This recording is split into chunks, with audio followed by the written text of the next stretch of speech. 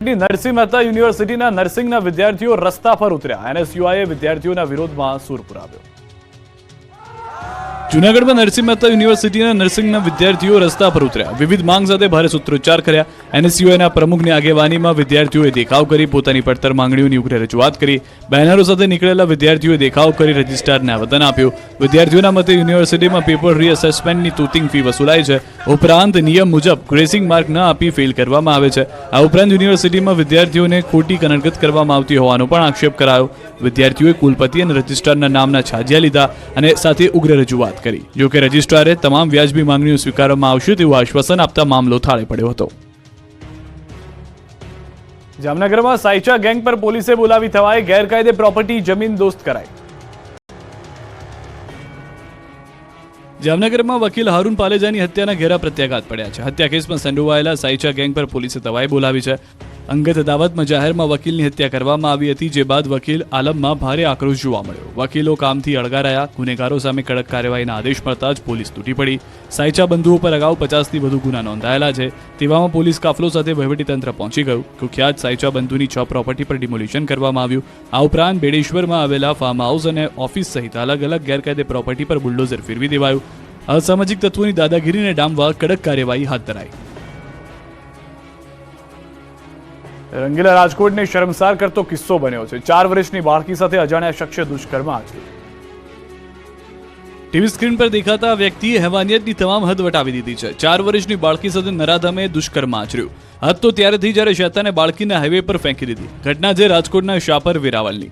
પરપ્રાંતીય પરિવારની 4 વર્ષની બાળકીને મમરા આપવાની લાલચ આપી અજાણ્યા શખ્સો ભોળવીને લઈ ગયા, જે બાદ બાળકી હાઈવે પર ફેંકી દીધેલી હાલતમાં મળી। કોઈ વ્યક્તિની નજર પડતા તેને હોસ્પિટલ ખસેડી હતી। પોલીસે આ બનાવમાં સીસીટીવી ફૂટેજ ચેક કરતા પોલીસના હાથે શંકાસ્પદ વ્યક્તિ સાથે બાળકી દેખાય છે। તબીબોના મતે બાળકીના નાકનું હાડકું ભાંગી ગયું અને ઈજા પહોંચી। હાલ તો બાળકીના પરિવારજનોની ફરિયાદના આધારે પોલીસે તપાસ શરૂ કરી છે।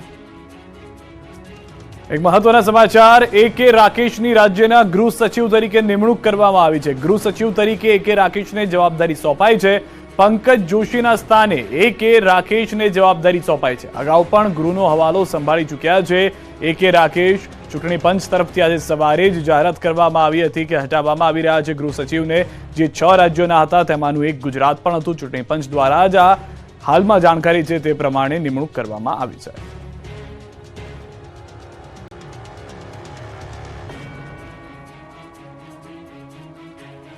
વલસાડના ઉમરગામમાં વર્ષો જૂના વડલાનું ઝાડ અચાનક તૂટી પડતા દોડધામ મચી ગઈ।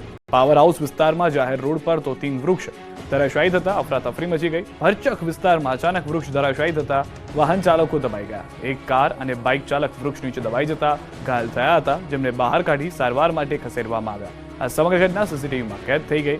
મહાકાય વૃક્ષ નીચે દબાઈ જવાથી કાર પણ પડીકું વળી ગઈ, તો સાથે જ રસ્તો પણ બંધ થઈ ગયો હતો। જોકે પાલિકાની ટીમે સ્થળ પર પહોંચી વૃક્ષ હટાવવાની કામગીરી કરી અને રસ્તો ખુલ્લો કર્યો હતો।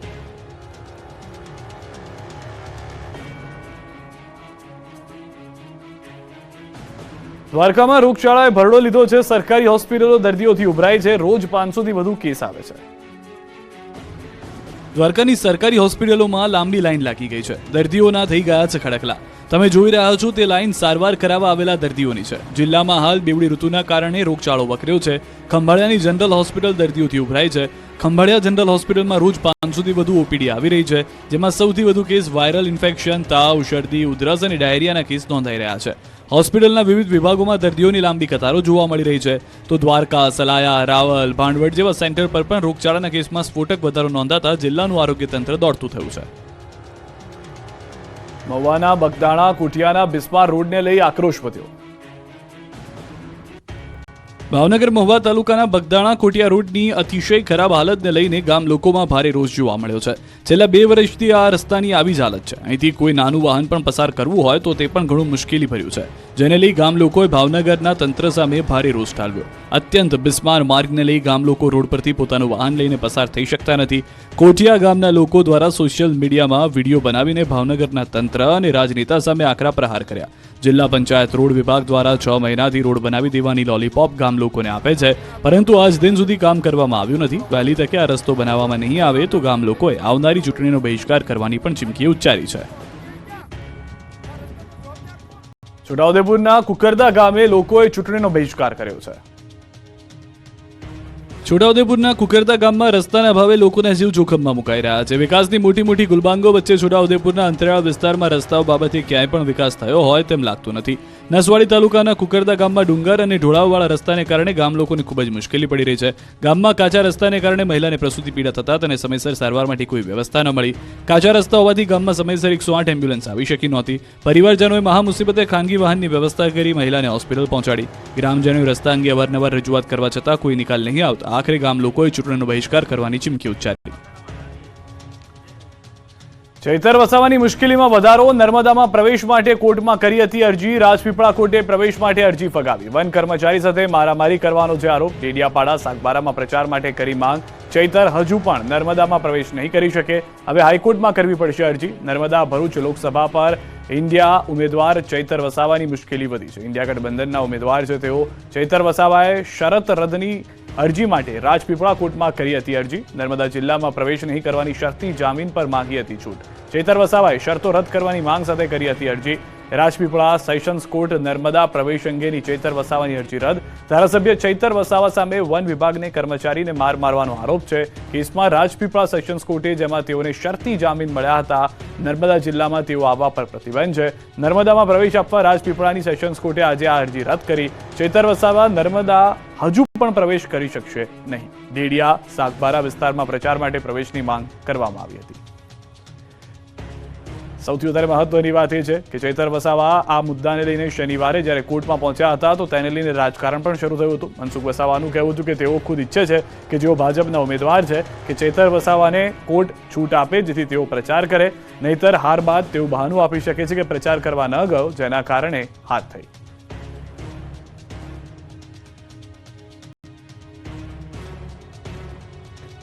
અમરેલીમાં બોર્ડની પરીક્ષામાં ડમી વિદ્યાર્થી ઝડપાયો. સાવરકુંડલામાં બોર્ડની પરીક્ષામાં ડમી વિદ્યાર્થી ઝડપાયો. જેસર રોડ ઉપર આવેલ સ્વામિનારાયણ ગુરુકુળ બોર્ડના કેન્દ્રની ઘટના. પરીક્ષા આપવા ડમી વિદ્યાર્થી ઝડપાતા શિક્ષણ વિભાગ ચર્ચામાં. પોલીસે ડમી વિદ્યાર્થીને રાઉન્ડ અપ કરીને કાર્યવાહી હાથ ધરી. સ્કૂલના સંચાલક સહિતના આગેવાનો પણ પોલીસ મથકે પહોંચ્યા હતા.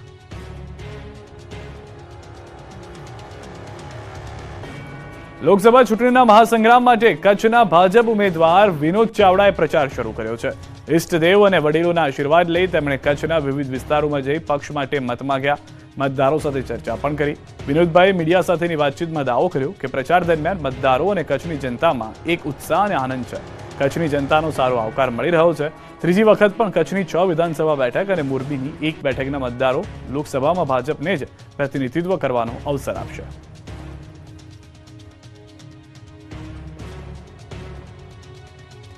કલોલ તાલુકાના રામનાથ ગામે એક મકાનની અંદર 2 ગેસ સિલિન્ડર ફાટતા 23થી વધુ